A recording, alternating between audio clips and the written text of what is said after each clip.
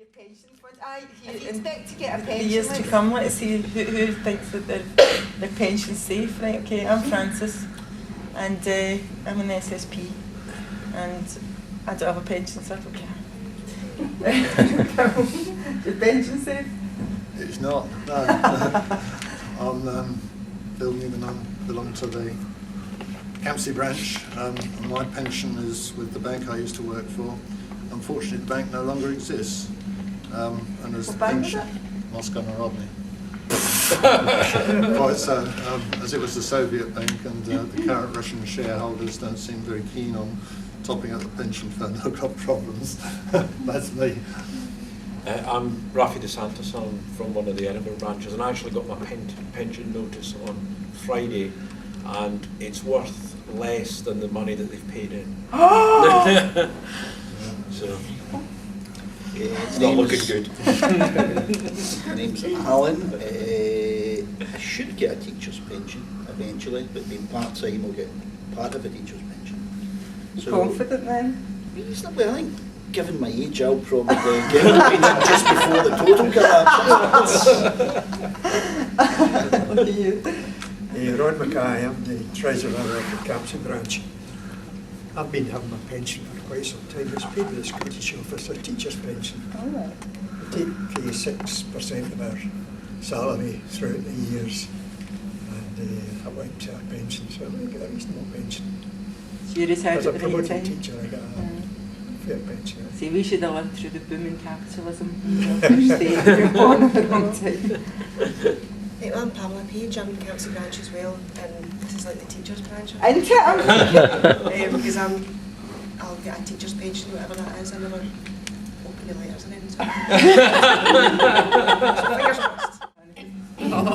I'm Sonia Scott, and I just recently started working, so I don't really have much of a pension, but hopefully I'll have something one day. For the discussion, I would hope that at the end of this 2 hours, well, let's listen to that now, everybody's going to go away having a much better idea and a much clearer idea of what's happening in the economy, and also having maybe some of the skills or understanding to be able to read the news better or to interpret the news better, and what's happening with the banking system. Every time you hear there's another, nationalisation taking place, or put money into the car factories recently. Waterford Crystal have gone into occupation. Obviously the Irish government didn't think that crystal balls were a future for nationalised industry. So all of those things. So if you think of a question, this will force you to think about what you're going to discuss, and put it on this, and you can use this as well, and then we'll sit down again and have the intros, and then maybe go into some discussion. But with Raphie and Bill taking some cognisance of the questions that people want to know and what different information we need. Yeah. But I think it's all about making, well, all of our politics is about making it accessible, and it's not that really difficult to explain. Maybe it's quite complex to unravel, but if you can get someone to unravel it, the explanation isn't that difficult. You don't really need the jargon. No. Jargon's often used just to That's funny, that's the confuse question I people. put up. Yes. And are wars more or less likely as a result of an international? Yeah, I think wars are more likely in the conditions of a recession, depression. To me, capitalism is all about competition, and war is the ultimate competition. And in the 20s and 30s, we saw one of the solutions to the depression was protectionism. So they started throwing up, rings around each country, stopping trade, and then there was fights over resources and markets. And ultimately, that was what saved capitalism in the 30s. It was a massive rearmament, and then a war, and a complete destruction of capitalism, of industry, and they were able to rebuild from the beginning. That's how they overcame their last great crisis. And many would argue, and I'm in that camp, that we're entering capitalism's second great crisis, which would even eclipse the 20s and 30s because of the state of the banking system. It was ultimately the drying up of credit in the US when the banks went bust, because they basically had lent money for people to speculate in the stock market and taken as security what they were speculating on the stock market. Replace stock market with housing market, and replace US with the whole global system, and you've basically got a much more serious problem what they have as an advantage this time is they've learned some of the lessons of the 20s and 30s, that protectionism actually made the slump worse. So they're fighting like mad to avoid protectionism, but inherent within their solutions are still protectionist proposals. The US are saying, oh, we're toning down this thing about buying US goods, but at the same time they're calling for the Chinese currency to be revalued up the way, basically to make Chinese exports, more expensive and imports into China cheaper.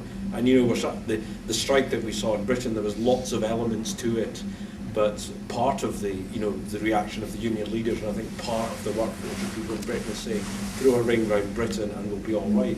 There's lots of progressive elements to the strike, but the solutions of the trade union leader and left wing of the Labour Party was a very much protectionist approach. So the tendency would be towards, I think, a war, and this time you've also got a massive shortage of resources. We're basically sucking up resources because of the growth of the Chinese and to a lesser extent the Indian economy, and there will be a fight over resources which are running down, and there's an increased demand for. So you can already see on a global basis the Chinese are basically lined up with all the various governments and movements that are opposed to the US in the key areas where there are resources.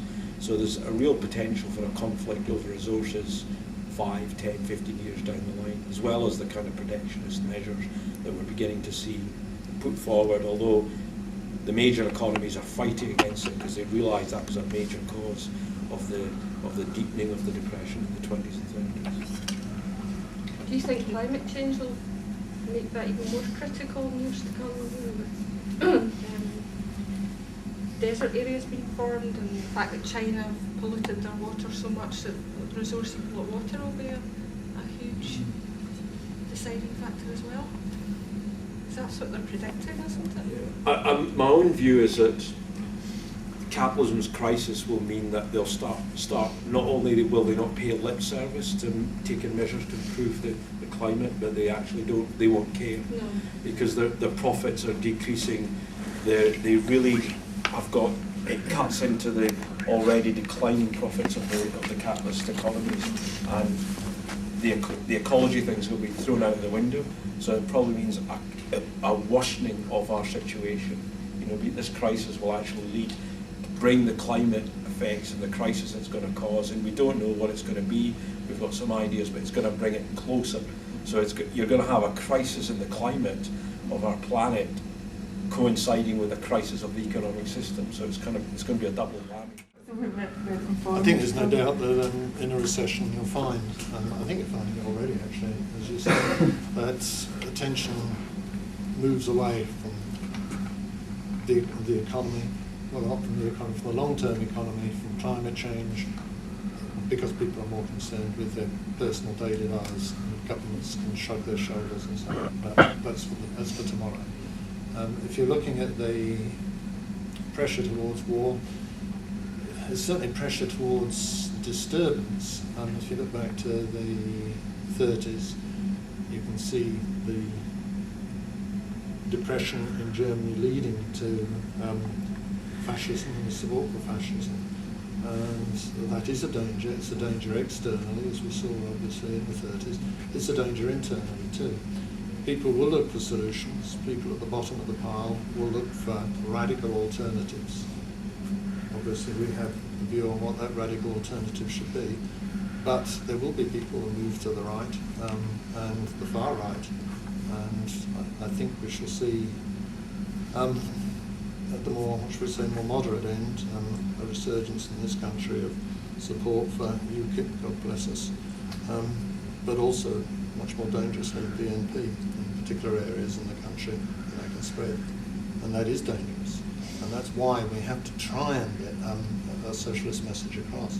Certainly there's no one in Holyrood or in Westminster who you can rely on to do that. I see this question, will the developed countries' governments be able to take this G20 meeting coming up, measures to, I'm reading upside down, improve the economy?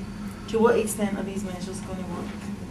I think everybody is asking that question. Everybody, the news, the TV, the media, governments? Everybody's asking that It is question. actually very difficult to say because there are similarities with the 30s, the last recession, but there are also differences.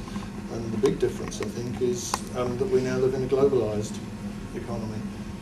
And well, that makes it very, very difficult for one part of the world to pull another part out. There has to be cohesive action. And that is, at the moment, very, very difficult to see. In fact, you can already see, I think, countries beginning to pull apart. I mean, ridiculous solutions like a minuscule reduction in VAT are absolutely farcical. There has to be some kind of radical programme. I don't see that coming from the Group of 20. Don't see it coming. $900 bailout. The governments, having been in the Parliament now, you kind of, before budgets are really abstract things, right? But when you have to sit through millions of budget meetings, because I always kept slung the budget, and I used to be so bored, I used to think, what am I doing in this meeting? And then you have to sit there and I had to read it, and so I actually read it. First stage budget, second stage budget, third stage budget, and who the checks from the government's accounts actually go to. In this thing, for me, there's an issue about when that money's being sent to people, who's getting this 900 billion? And what are they going to do with it in the economy? It's going to affect things. Well, most of it is actually, it's money that's been destroyed by the banking system. The money is going either to go directly into their cash tills to pay off their debts that they're having to write down, or pay off their losses on derivatives trading, or it's acting as a guarantee for future losses. It's not actually creating anything in the economy. It's really to salvage the banking and financial US dollar. But eventually this money has evaporated. The money is evaporated, or it is there to evaporate because the losses in the banking system are so great, in the financial system, that they have to keep a certain amount of capital called Tier 1 capital against the various activities that they carry out, and essentially that's just cash in the till, what they've got in their till. And when they make a loss, and their losses are because they've got exposure to, it's mainly the property market and it's domestic property, and they've taken a lot of the US property market and the UK property market, and they've taken it onto their books, they've bought it. And they're making huge losses because of the default and the slump in property prices. So that loss has to be offset by the cash they have in their till. And obviously, as they make a loss, the cash gets taken out. So they've got no cash. You can't just make a loss Right, and have explain the and loss. keep the Explain what happens in real life in the system. it's an accounting system. So you let's just say they hold a house and it's worth £100,000. That house So is they've now, already given somebody £100,000 Yeah. to buy that house. they're essentially guaranteeing the loan to somebody in Detroit who was on social security or on a low income and has defaulted on their loan, and the property market is falling in value. So they maybe mark that property now at £60,000. You know, instead of £100,000, they have lost £40,000. That is an accounting. Who's got the original £100,000? The person who sold the house. Okay. So the bank's not. So that could be your sister. You know, she sold her house. Her feet's up. She's got the money. She's literally She's has got it the in real bank. money. The bank's lost £40,000, Right. and it makes it. It's not just a paper loss. It has to write. It's written off that loss because it doesn't think the price is going to go up. So it takes money from its capital to cover that loss. Right. So it's losses on housing-related products that they've got, or guarantees, and also something called, you've heard a lot about derivatives trading. See, before that, so there's a loss. So all the money that we get paid in on our wages to the bank each week then, that's sitting in our accounts and my internet banking, really, is that real? Yeah, it's real. It's real money, yeah. Right. Money, yeah. But could it just evaporate the same as the other ones, depending on what The happens? Iceland scheme, if you read the small print, you weren't investing in a current account or a deposit account that was paying X. You were investing in, basically, behind it was a whole load of basic cheap property in the US, and they were paying obviously very high rates of interest because they were seen as a high credit risk. So they were paying high rates of interest ultimately to the Icelandic banks. So Icelandic banks had to fund that position.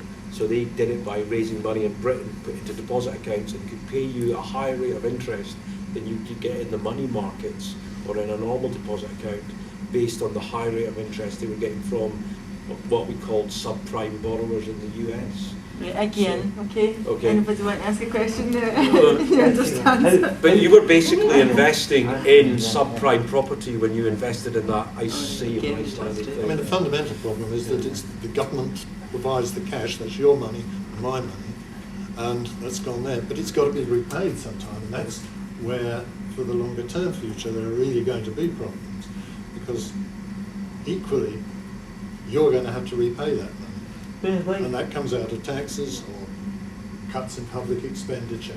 And so it's not just a short-term problem, it's a very long-term.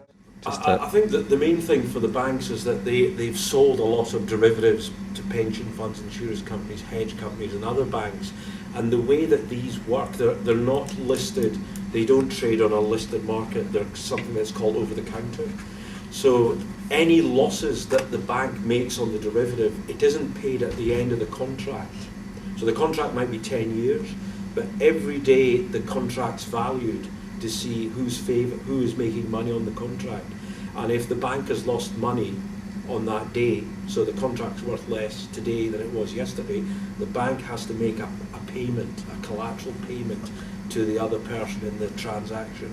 And it's every day the banks are making these collateral payments on derivatives losses. So there's hundreds of billions of pounds going out of the bank's capital to go and cover these derivative positions, their daily valuations. What is a derivative? Is it like a guarantee? Is it something they sell and say to an ordinary rich person, here you can have this derivative, and if we make money on a stock or a share, we'll give you some of the profit and we'll take some of the profit, but if you make a loss, we'll take the loss? No, it's really between the major banks, and the bank like the Royal Bank of Scotland, you would have thought until maybe a year ago, it was a bank that took deposits, did a little bit of lending and mortgages. They're actually one of the biggest derivative trading houses in the world. They trade everything under the sun, the full gambit. But most of their contracts are with pension funds or insurance companies, and it might be the pension fund might be concerned about inflation, basically undermining the value of the pension. So they buy a contract where they're contract for what? They buy a contract to protect themselves against inflation. It's an insurance contract. It's like an insurance contract. Right. So it's like an insurance contract. It's like an insurance contract. So the bank's insuring them against inflation going up. So that your pension fund might say, well. So it's a gamble then for the bank. It's like going to Ladbrokes, the bookies. And yes, and I think in a lot of them, not so much the inflation market, but there's something we call the credit default market, and the banks were selling insurance on companies going bankrupt. So if you were worried that you were holding the assets of a company that might go bankrupt, you could buy insurance from a bank that would cover you any losses you made. Now, these contracts mushroomed at the beginning of the new millennium.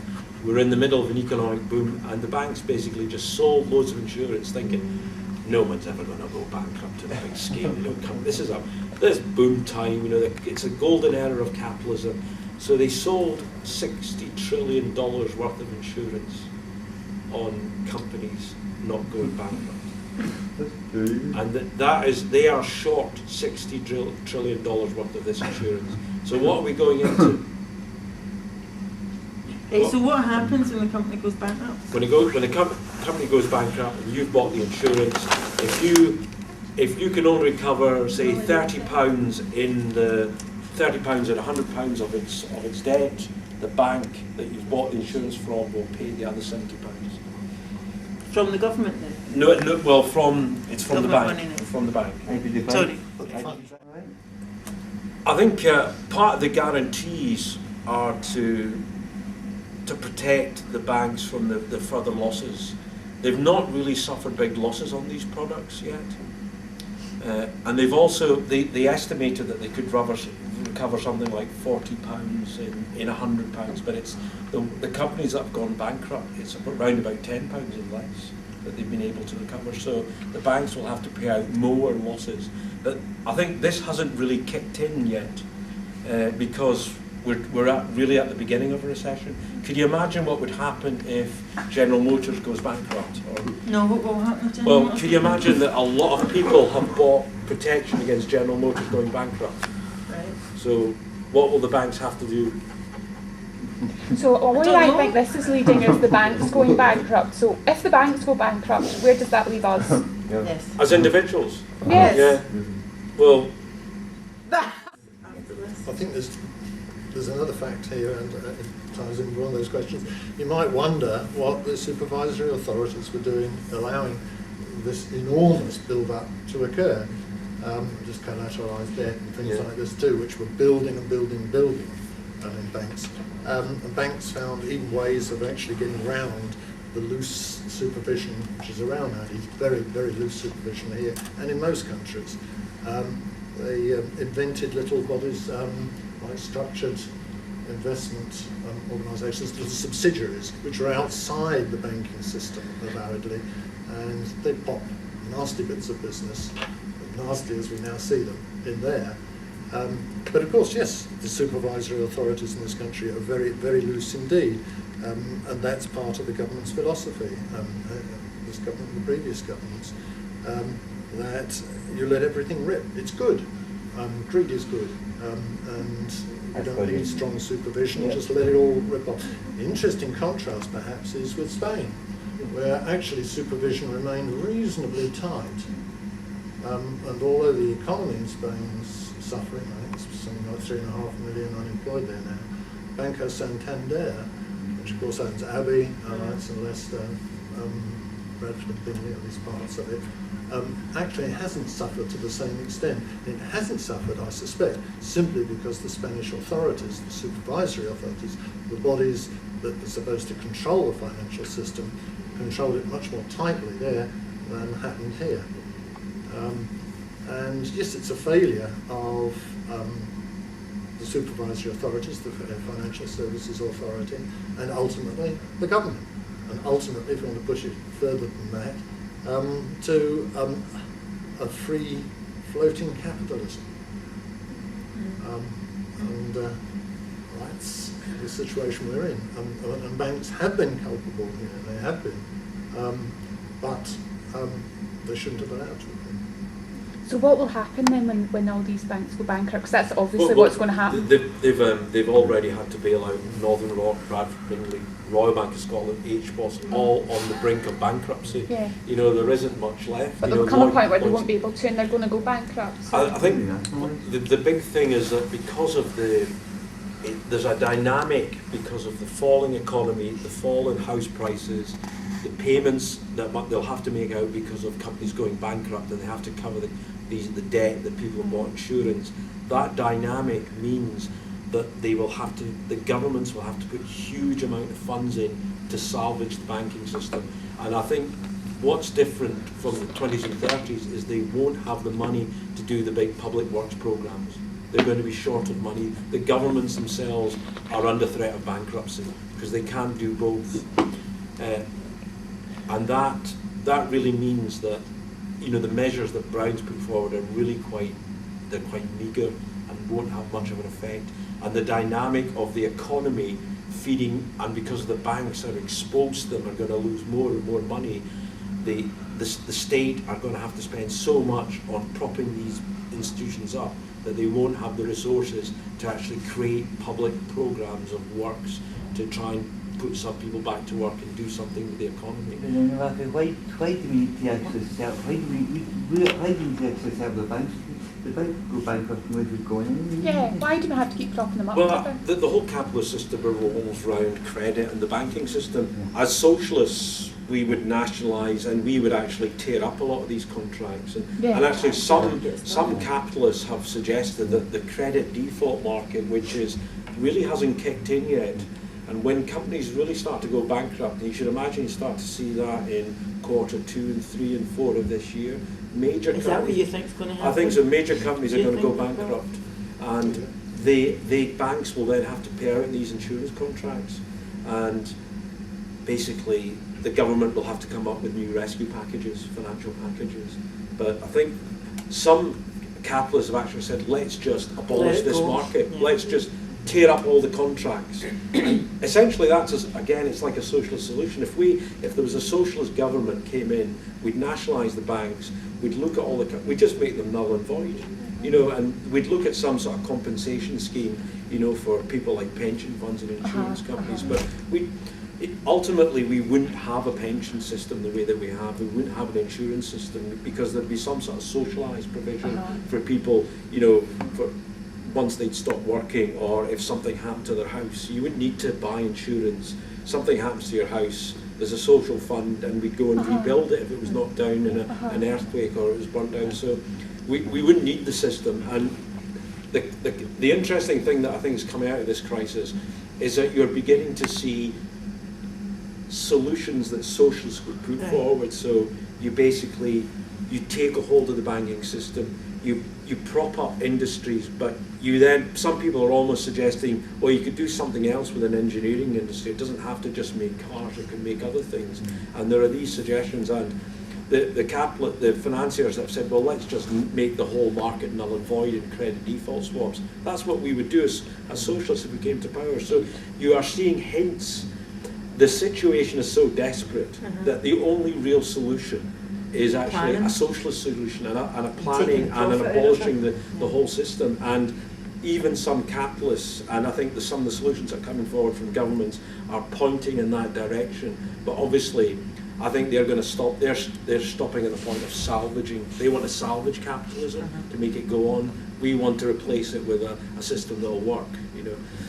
I think that's the main difference. So what's sorry, I know I've asked loads of things, but I'm just really fascinated by it, because that's the first bit of hope I've had in ages. So if like, it just sounds really sensible to me, it's the only solution, otherwise we're all going to hell in a handcart, whatever the expression is. So what's stopping it? Why aren't they doing that straight away? What's the thing? Is it rich people? Is it rich individuals that are going, oh no, we'll lose? That they're going to be scuppered as well. They're going to be in the same position. So quite clearly, Conservatives, Labour, Lib Dems, SNP, they're not going to change the system. Why? What? Is it to their advantage? Main political parties in Britain, and what their leaders say, what they say about the crisis. I think they probably themselves think capitalism does work, but there's a few sort of superficial problems. Like initially, like say Alex Salmond was blaming hedge funds for selling shares in Bank of Scotland. According to him, there wasn't really a problem with these banks. It was the way the market was working short term, or if only we could manage, you know, the banking system a little better, things will stabilise. I don't think they are coming to the conclusion that capitalism is in terminal crisis, we need a new system.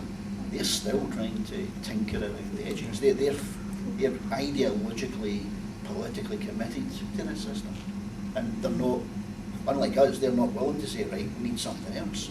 They're probably even, if you look at sort of more serious newspapers and stuff, even capitalist commentators are saying, wait a minute, things are maybe a wee bit more serious than you're facing up to. But I think that's where we're at. Politically, the gap between what's actually happening and what the politicians say are happening is huge, you know, and that's why things can be so volatile that we build There are beginning to be glimmerings of understanding here, even on those who are associated, if you like, with the establishment, that maybe there are things that are fundamentally wrong here. I think it might be worth, if I might, just reading.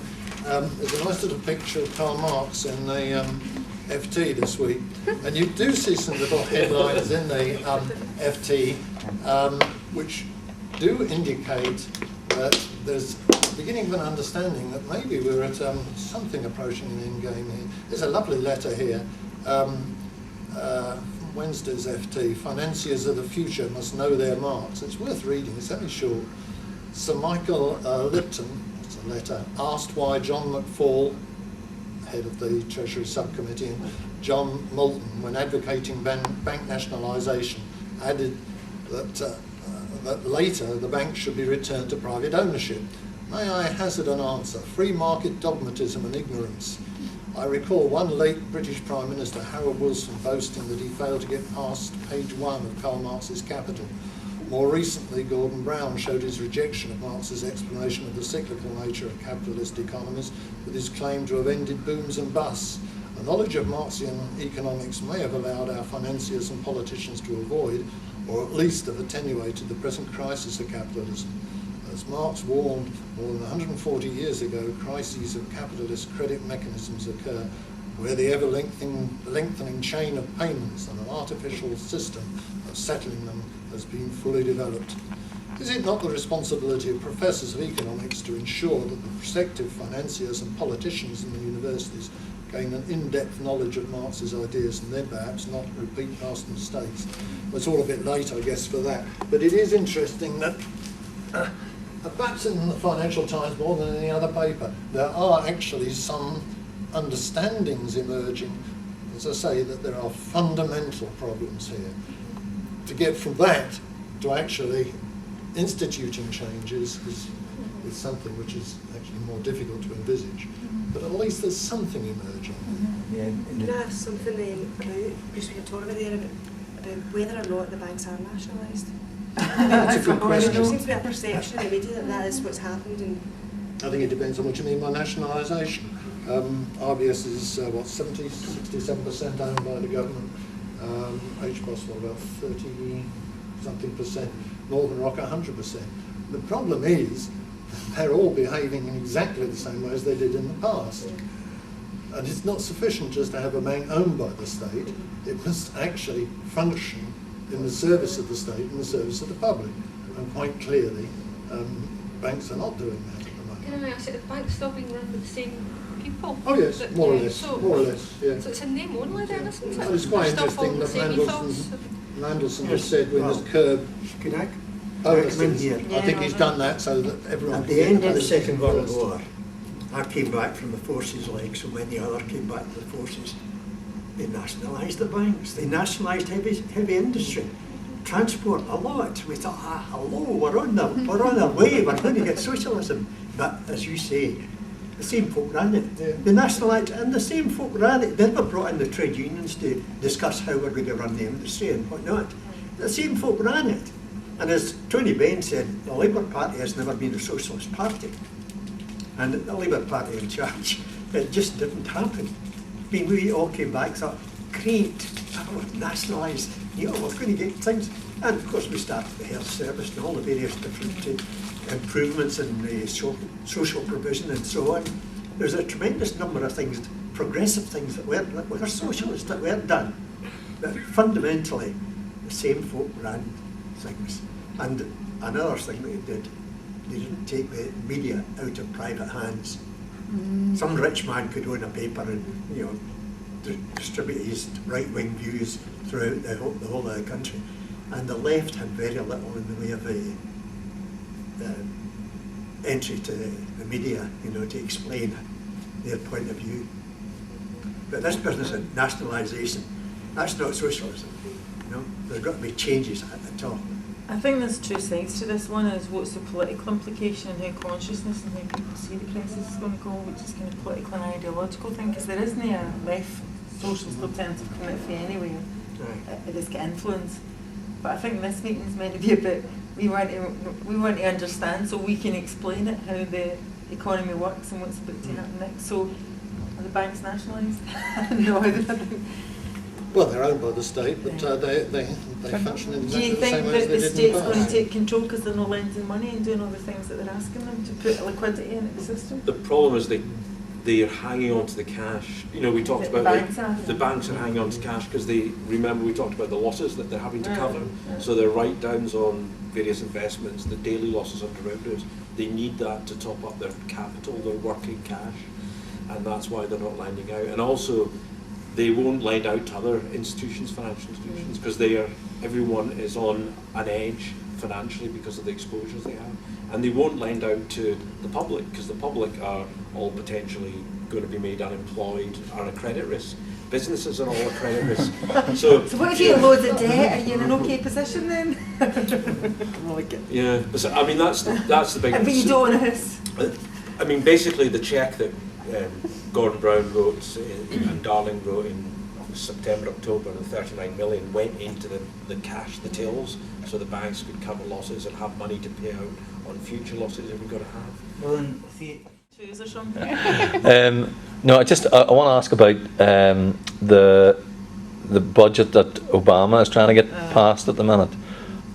How far will that go to ease, the pain over there and ease, I guess, the pain over here? Well, the unemployment figure that came out yesterday, I think it was just under 600,000 people lost their jobs in January in the United States, and they've underestimated the previous ones. So some of this money, you have to look at what this money is going to go to. Some of it's going to go to the banking system. Some of it's going to go to loans to help stop companies going bankrupt. Not enough of it is going to go to create jobs, public works programs. And the rate that jobs are being lost, and clearly the recession that we're in has eclipsed 74, 75. The next one is the biggest one in the history of capitalism, the 20s and 30s. So the big problem is that, as I've said before, they need so much money to bail out, first of all, the banks and key industries. So that the US and the UK have got the strategy of identifying key industries that they want to save, because they either employ a lot of people, they're strategic in attracting other firms to work with them, or they're innovative in design. So there's key industries they want to protect, and they need to prop them up. But the propping up of these industries and the banks is not going to create jobs. It's basically about salvaging key parts of the capitalist system. And the amount of money that they will have to create jobs in a public works program, which in my view never worked in the 20s and 30s. In 1938 there was 10 million unemployed in the US. It was the rearmament for war, the Second World War, that dragged all of the economies out of their depression. So it didn't work in the first place. They've got less resources to spend this time because of the damage in the financial system and what they have to do to salvage key bits of their industry. That they have less money to spend on creating jobs, and it was a technique that didn't work the first time. So it is really about easing the pain. A lot of it's about PR as well. What the Brown thing is about, the VAT cut, as Bill said, completely useless. Cutting money off something that you're not going to be able to afford. You have to give people money in their pocket. A radical capitalist government would have cut taxes very dramatically for the middle earners in particular, middle and lower middle earners. Big tax cut there to try and get them to spend money. He's taking a tax of something you can't afford to buy. So you can't get the benefit from it. So a lot of it is PR. What do you think is going to happen to production? Production down 10%. Not just in the advanced capitalist countries, but what about in the developing countries? What's going to happen? Collapse. It's collapsing. Latin America, Argentina, and sort of collapse countries that have got aspects of development, but also aspects. There are one or two countries that might be able to survive a bit better than others. China, possibly.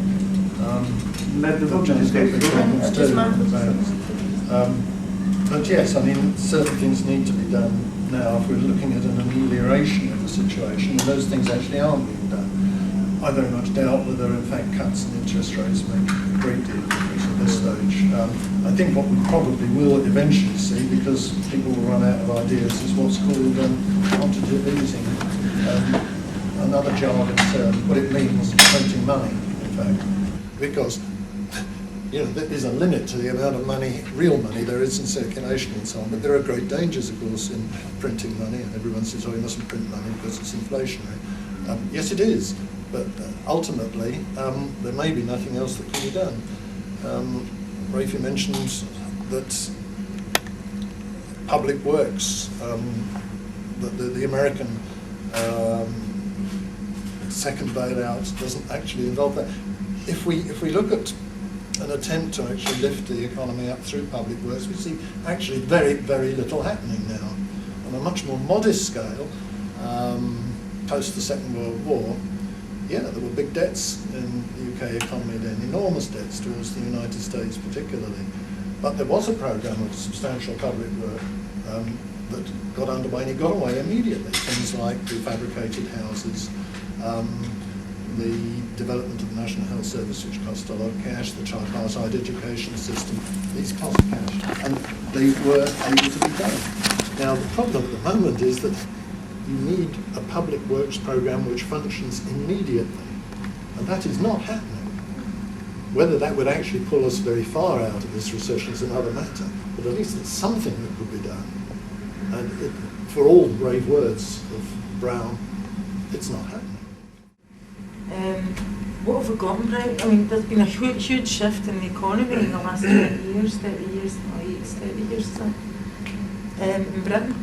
So we've gone from manufacturing base to service sector to finance sector, so it's different from 1980. I don't know who remembers 1980, but I remember being in the steelworks project in Ravenscraig and the miners. I remember the 90s. The printing industry, oil sort of thing. Well, they're not really manufacturing, but that idea of heavy industry and engineering and shipbuilding even then, and you know, our economy is different now, so what do we produce, and also what is going to happen in terms of the service sector and public services, when most days have actually got a job in this room.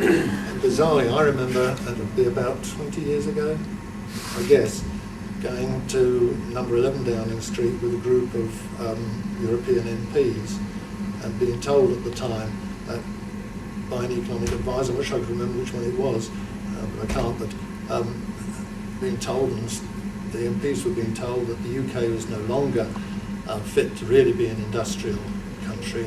Other people did industry better than the UK, and we should be looking much more towards services, particularly the City of London and so on. And as a consequence, of course, we've seen what's happened. We've got statistics to prove it, and manufacturing has withered. Such manufacturing as we have tends to be in foreign hands.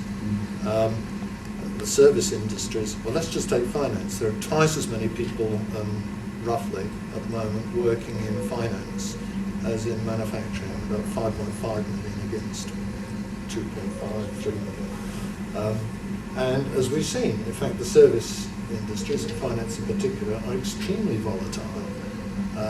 We've seen developments in this country of an enormous trade deficit, which no one ever talks about, because it's covered by earnings from services. Well, no, it's not actually, not sufficiently, and it's certainly not going to be covered in the future. We are going to see enormous external finance problems in the UK, which compound the problems of the recession. And you know, we talk about Prudence Brown. He has not been prudent. He has been careless in the extreme, I think, in the management of the UK economy.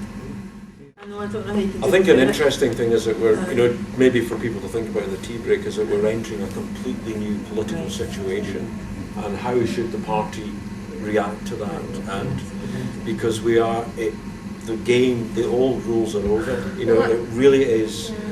It's the biggest opportunity for socialists have had in probably 40 years. Do you think it comes that we're talking? I suppose the issues that we were addressing in the first session was, you know, how serious was the crisis?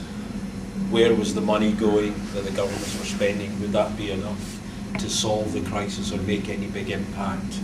Do the governments really know what's going on with the banks? And I think that's quite, I was discussing with Alan in the break that, you know, Brown basically admitted that the first bailout, the 37 or 39 billion, they didn't really understand what was going on with the banks. And I think that is still the case. They don't understand what the dynamic of the bank's losses will be and how much they will have to fork out.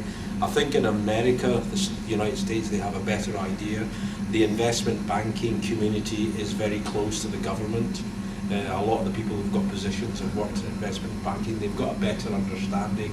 Although some of the people I know who are involved in the government weren't involved in the derivative side and were probably more salesmen and on the research side. So I think even they don't have a full understanding. I think the great thing is, for us, is that capitalism doesn't really know what it's in for, and is firefighting, and there will be crises that blow up all the time within the system. You know, for us, you know, for the world's population, they are going to suffer hugely over the next 5-10 years. But the plus side is that it does open up the possibility of a radical alternative to how you run society and what society's values will be. And I think various people have talked about they're questioning the materialism and the pressure of the jobs that they have. You know, what is it producing in the end? Does it make you happy? you know, how do you organise society or something. So I think it really is up for grabs. You know, just now what I see in Britain is probably the right being slightly strengthened.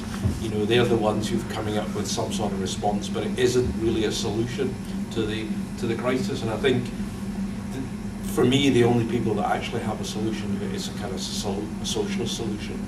You know, that is probably the only way to run the world and the economy in a way that can meet people's basic human needs and give people, you know, an interesting life, a rewarding life. And so it does produce fantastic opportunities for us. You know, it's a kind of once in a lifetime opportunity that we'll probably have. So we should actually be really positive and go out and grasp that. You know, if you look at our programme over the last 10 years, we have, although the background, the full programme has been almost like a full socialist programme, but we've actually been campaigning around, you know, reformist ideas, things that we could get through Parliament, because capitalism appeared to work to people. Now we can actually go with we actually have to give a full programme, that's the only solution.